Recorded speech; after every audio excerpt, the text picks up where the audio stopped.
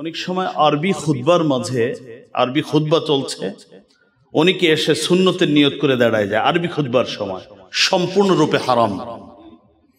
আরবি খুতবার সময় কেউ আমরা সুন্নাহ আদায় করব না, এই মাসআলাটা আমরা সকলেই খেয়াল রাখার চেষ্টা করব।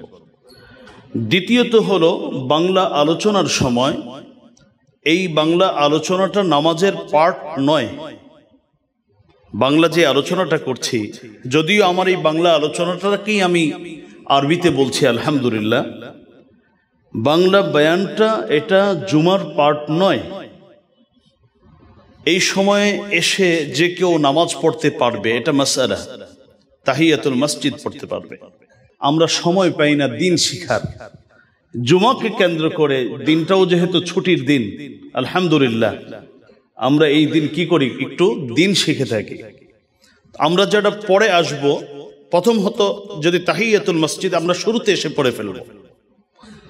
যারা পরে আসব, আমাদের মসজিদ আলহামদুলিল্লাহ যথেষ্ট জায়গা আছে, আমরা পিছনে দাঁড়াবো, এমন জায়গায় নামাজ পড়ব যে আমার আরেকজনের দিন শিখতে কোনো ধরনের বাধা সৃষ্টি না হয়।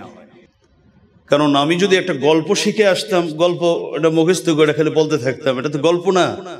রাসূলুল্লাহ সাল্লাল্লাহু আলাইহি ওয়াসাল্লামের হাদিস, কোরআন, এগুলো বলতে গেলে আমাদেরকে প্রতিটা শব্দ বলার সময় সতর্ক থাকতে হয়।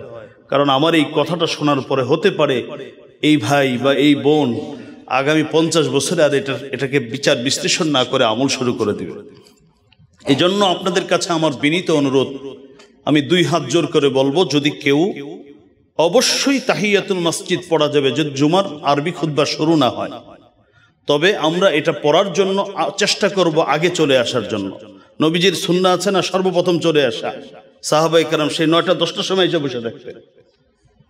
কারণ আমি আসলাম 1:15টার সময়, আইসা করলাম কি, সবার মাঝখানে আল্লাহু আকবার বলে দাঁড়ায় গেলাম।